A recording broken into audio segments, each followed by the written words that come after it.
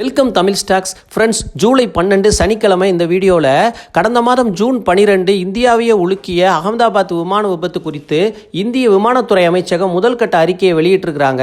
இது ப்ளூம்பெர்க்லேருந்து கிடைச்ச தகவல். அதை நம்ம பார்க்கலாம். ஏர் இந்தியா விமானம் ஏன் விழுந்தது அப்படின்ற அந்த இறுதி தருணங்களை பார்க்கலாம். ஜூன் 12 அகமதாபாத்திலிருந்து புறப்பட்ட போயிங் ட்ரீம் லைனர் விபத்துக்குள்ளாச்சு. 241 பயணிகள் மற்றும் தரையிலிருந்து 30க்கும் மேற்பட்டோர் பலியானாங்க.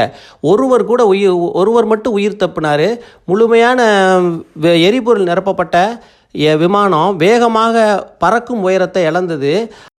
அருகில் உள்ள மாணவர் விடுதியின் மீது விழுந்து விபத்துக்குள்ளானது. விபத்துக்கு முன்னால் விமானி மேடே என்ற அழைப்பை விடுத்திருந்தார். விமானம் புறப்படும் வீடியோக்கள் ஆரம்பத்தில் விமானம் சாதாரணமாக செல்வதை போல காட்டியது. ஆனால் விண்வெளி ஆய்வாளர் பிஜோர் பெர்மின் கூற்றுப்படி தரையிறங்கும் கியர் ஒருபோதும் பின்வாங்கப்படவில்லை. மேலும் புறப்பட்ட சிறிது நேரத்திலே விமானம் உந்து சக்தியை இழக்க தொடங்கியுள்ளது. ஒரே நேரத்தில் இரு இன்ஜின்களும் பழுதடைவது மிக அரிது. ஆனால் அது நரகத்தை போன்றது அப்படின்னு பிஜோர் சொல்லியிருக்கிறாரு.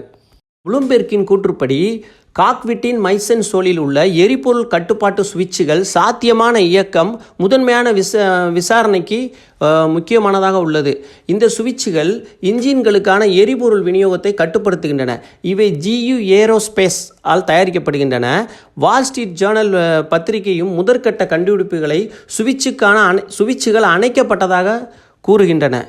இருப்பினும் அது தற்செயலாக நடந்ததா அல்லது வேண்டுமென்றே நடந்ததா என்பது தெளிவாக தெரியவில்லை. சுவிட்சுகளை கட் ஆஃப் நிலைக்கு மாற்றுவது எரிபொருள் ஓட்டத்தை நிறுத்தி நொடிப்பொழுதில் இன்ஜின்களை அணைக்கும் என்று நிபுணர்கள் கூறுகின்றனர். முன்னாள் விமானியும் தற்போது பாதுகாப்பு இயக்க முறைகளின் தலைமை நிர்வாக அதிகாரியுமான ஜான் குக்ஸ் ப்ளூம்பெர்க்கிடம் கூறினார், நீங்கள் அந்த சுவிட்சுகளை ஓட்டத்திலிருந்து கட் ஆஃப் வரை நகர்த்தினால் அந்த இன்ஜின்கள் நொடிப்பொழுதில் இயக்கத்தை நிறுத்திவிடும்.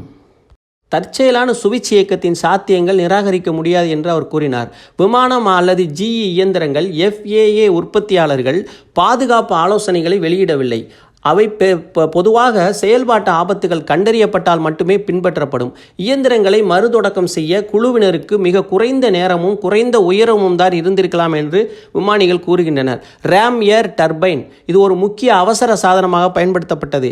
இரட்டை இயந்திரங்கள் செயலிழப்பு கோட்பாட்டுக்கு மேலும் இதுவும் ஆதரிக்கின்றது. கடந்த 1980 டெல்டா ஏர் போயிங் 767 சம்பந்தப்பட்ட ஒரு வழக்கில் ஒரு விமானி தவறுதலாக 2 இயந்திரங்களையும் சுவிட்ச் ஆஃப் செய்து விட்டார். அதிக உயரம் பறந்திருந்தது காரணமாக விமானத்தை மீண்டும் இயக்க முடிந்தது. இரட்டை இயந்திர செயலிழப்புக்கு பதிலளிக்கும் விதமாக எரிபொருள் சுவிட்சுகளை சுழற்சி செய்யப்பட்டிருக்கலாம். ஆனால் ஜெட் விமானத்தில் குறைந்த உயரம் காரணமாக மீட்பு சாத்தியமில்லை என்று விமானிகள் ப்ளூம்பெர்க்கிடம் தெரிவித்தனர். முதற்கட்ட விசாரணை அறிக்கையை மனித பிழை மற்றும் அவசரகால விமான நெறிமுறைகளை பற்றிய முக்கிய விவாதங்களை எதிர்பார்க்கலாம். தமிழ் ஸ்டாக் சேனலுக்கு ஆதரவளித்த அனைத்து நல்ல உள்ளங்களுக்கும் மிக்க நன்றி.